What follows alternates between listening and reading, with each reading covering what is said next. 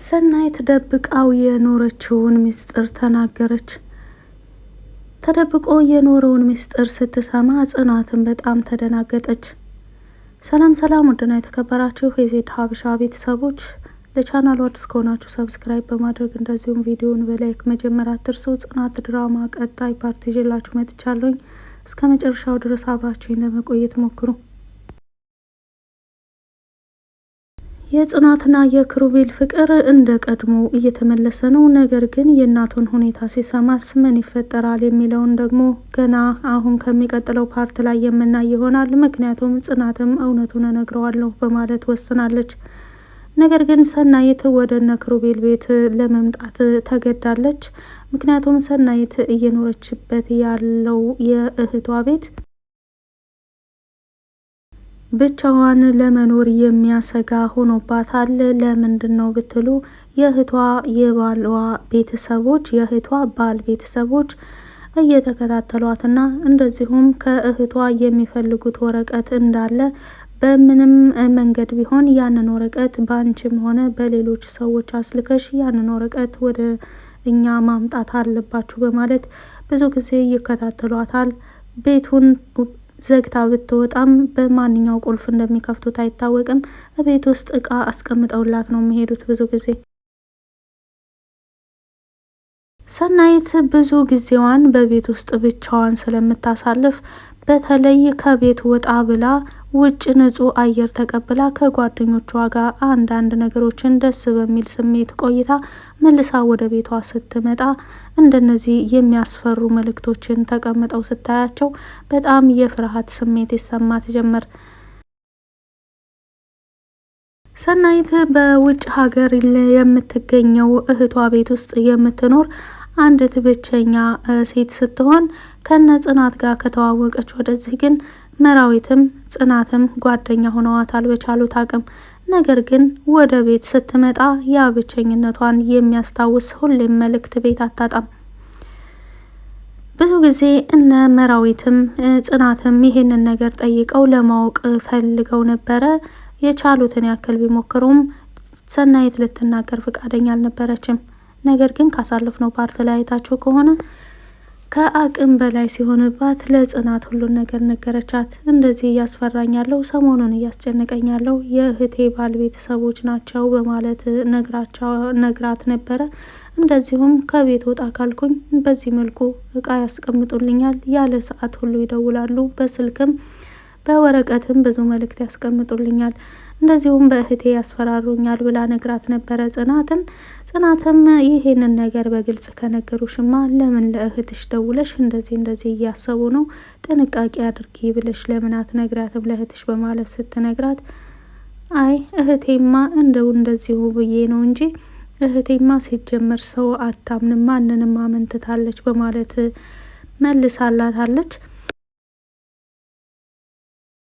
ጽናት በበኩላ ለክሩቤል ሰናይት እኮ በዛ ቤት ብቻዋን እየተቀመጠች ከአቅሟ በላይ የሆኑ ነገሮችን እያስተናገደች ነው ያለችው፣ ስለዚህ ወደኛ ቤት መታ መኖር አለባት በማለትም ስትነግረው አዎ ትምጣ፣ ምን ችግር አለው፣ ያውም አሁን ለምን ትተሻት መጣሽ በማለት መልሶላት ነበረ።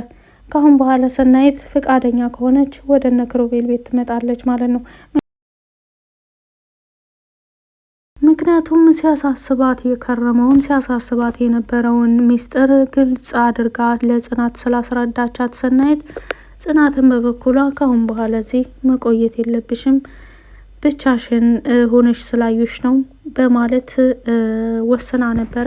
ነገር ግን ክሩቤልን ይሄንን ነገር ከክሩቤል ጋር መማከር አለብኝ በማለት ሰናይትን እዛው ቤቷ ትታት በመመለስ ቤት ስትደርስ ለክሩቤል ነግራው ነበረ። ሰናይት እኮ በእንደዚህ አይነት ሁኔታ ነው ህይወቷን እየመራች ያለችው፣ የእህቷ ባል ቤተሰቦችም እያስፈራሯት ነው ምናምን በማለት ስትነግረው ክሩቤልም ይልቁንስ አሁን ለምን ትተሻት መጣሽ፣ መታ እኛ ጋር መኖር ነበረባት በማለት ነበረ የመለሰላት። በሌላ መልኩ ጽናት በጣም ንጹህና ጎበዝ ታታሪ ሴት እንደመሆኗም አንጻር የጽናትን ፍቅር መልሶ ማግኘት በጣም ከባድ ነበረ ብሎ የተናገረው ለናሆም ክሩቤል ናሆምን በወቅቱ ሲመልስለት ጽናት ማለት በጣም ውድ ነገር ናት፣ በዚህን ዘመን የማይገኙ ድንቅ ሴቶች ውስጥ ናት ጽናት እና እንደዚሁም ደግሞ ላፈቀረችው ብዙ ዋጋ የምትከፍልና በጣም ታታሪ ሴት ናት፣ ታማኝ ሴት ናት፣ ታመንላት በማለትም ነግሮት ነበረ። ክሩቤልም ባለፈው ያጣኋት መስሎኝ በጣም ተደናግጬ ነበር፣ በጣም ተስፋ ቆርጬ ነበር። አሁንማ ለምን አልታመንላት? በጣም እታመንላት አለው። ትቀልዳለህ እንዴ? በማለት መልሶለታል። እንደዚሁም አብረን አድርን ሲለው አንዳንድ ያላቸው ነገሮች በጣም ያስቁ ነበረ። በተለይ ናሆም የመለሰለት መልስ ተደረገ ምናምን ባለ ጊዜ በጣም ነበር የሚያስቀው። እና የጽናት ድራማ አብዛኛውን የአረብ ሀገር ሴቶችን እንደዚሁም ደግሞ ለቤተሰቦቻቸው ብለው ዋጋ የሚከፍሉ አንዳንድ ጠንካራ ታታሪ ሴቶችን ታሪክ ይዳስሳል እና ብዙ ነገር ያስተምረናል ብዬ ተስፋ አደርጋለሁ። ምክንያቱም ጽናት ከገጠር ጀምራ ወደ አረብ ሀገር ጉዞ ታሪክ ጀምሮ እንደዚሁም የትምህርት ማቋረጥ፣ የቤተሰብ ኃላፊነት ጫና፣ አባቷን ለማሳከም ነው ትምህርቷን ያቋረጠችው።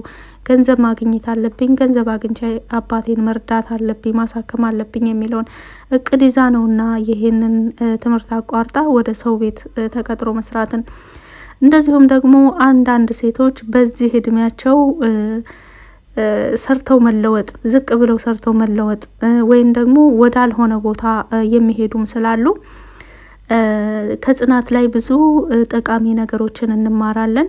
በትኩረት ካየ ነው እያንዳንዱ ቪዲዮ ሲለቀቅ እውነት በጣም አስተማሪ ነገር ነው። በተለይ ከትዕግስት አንጻር ደግሞ ጥሩ የሚባሉ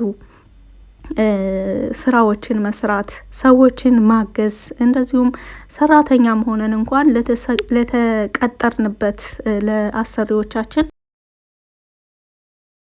ምን ያክል ታማኝ መሆን እንዳለብን እንማራለን። እንደሚታወቀው የክሩቤል እናት ቤቱን አደራ ልጄን አደራ ብላት በሄደችበት መልኩ አደራ በተባለችበት መልክ ነው የምትጠብቀው። ከእቃ አንጻር፣ ከቤት ሁኔታ አንጻር የልጇን ሁኔታ ልክ እንደ እናት ነው።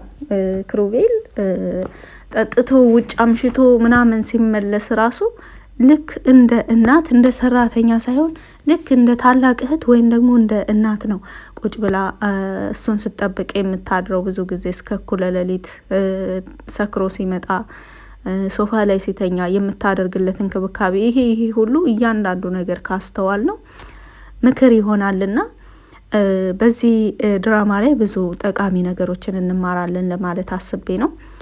እንግዲህ ሰናይትም ወደ ነመራዊ ቤት መታ ለመኖር ትሞክራለች። ምክንያቱም እርግጥ ይሄንን ነገር የተመካከሩበት ከአሁን በፊት ክሩቤልና ጽናት ብቻ ናቸው። ሰናይትስ ይሄንን ነገር ይህን ሀሳብ ትቀበላለች አትቀበልም የሚለውን ገና ምንም የታወቀ ነገር የለውም። ምክንያቱም ለምን ወደ ሌላ ቦታ ለመኖር አልፈለግሽም በማለት ስጠይቃት ነበረ በወቅቱ ጽናት ሰናይትን። ነገር ግን ሰናይት ቤቱን ለማከራየት ሞክሬ ነበር፣ ነገር ግን አልተሳካም በማለትም ተናግራለች። እንደዚሁም ደግሞ የእህቴ የለፋችበት ንብረቷ ቤቷ ስለሆነ እኔ እዚህ እስካለው ድረስ ግዴታ መጠበቅ አለብኝ የሚለውም ነገር በውስጧ የሚስተዋል ይመስላል ከንግግሯና ከተግባሯ አንጻር። ይህን ሁሉ ተቋቁማ የቤቱንም ኃላፊነት ሆነ የእህቷን ቤተሰቦችን ዛቻ ተቋቁማ የእህቷን ቤት እየጠበቀች ያለችው ሰናይት ወደፊት የእህቷን ቤት ለእዛው ለመኖር ትወስናለች ወይስ ደግሞ እነ ክሩቤል ቤት ትመጣለች የሚለውም በሷ ንግግር የሚወሰን ይሆናል። ናሆምና መራዊ በጣም ደስተኛ ሆነው ነው እየኖሩ ያሉት። ደስተኛ የሆኑ እንጂ መራዊ ባላት የልብ ኬዝ ምክንያት በጣም ጭንቀት ውስጥ ገብታለች። ምናልባት አማቶቼ ይሄንን ሲሰሙ የልብ ታማሚ መሆኔን ሲሰሙ ለኔ የሚሰጡኝ ምላሽ ተቃራኒ ይሆናል። ለዛም ነው ባለፈው የናሆም እናት ቤታችን ስትመጣ እውነቱን ያልነገራት የምትሰጠውን ምላሽ ስለሚያውቀው ነው። ለዛም ነው እውነቱን የደበቃት። ናሆም ለእናቱ እውነቱን ነግሯት ቢሆን ምንም አልጨነቅም ነበር። አሁን ግን በጣም እያሰብኩ ነው በማለት ብዙ ጊዜ ከራሷ ጋር ትወያያለች።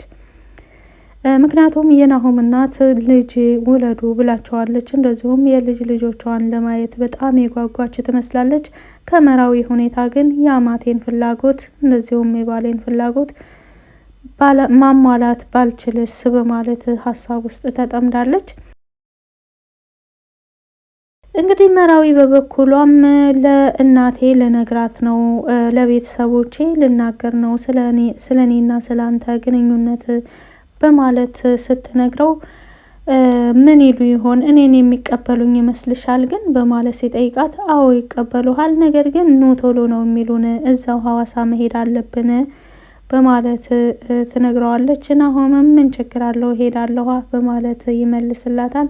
እንደዚሁ ነው እንደምትሄደው መጀመሪያ ሽማግሌ ልከ ነው የምትሄደው በማለትም ስትነግረው የሆነ ሜካፕ ነገር ይሰራና ጸጉሬን ሽበት አደርግና እኔው ራሴ ሽማግሌ ሆኜ እሄዳለሁ ምናምን ብሎ ሲነግራት ምንም ሜካፕ አያስፈልግህም፣ አንዳንድ እኮ ነጭ ጸጉር እየወጡልህ ነው በማለትም የቀልድና ደስ የሚል መልስ መልሳለታለች። የጽናትና የክሩቤል ፍቅር በመመለሱ በጣም ደስ ብሎኛል። ነገር ግን ጽናት ሙሉ ለሙሉ ለክሩቤል ሙሉ ለሙሉ ያለውን ነገር ምክንያቱም እናቱ ታማሚ መሆኗን ማወቅ አለበት። እናቱ እስከሆነች ድረስ ስለ እናቱ የሚመለከቱ ሁሉንም ነገሮች በተለይ ደግሞ አንዳንድ ጊዜ ከረፈደ በኋላ ብንሰማቸውም የማይጠቅሙ ነገሮች ስላሉ በጊዜ ብትነግረው መልካም ነው ላለሁኝ።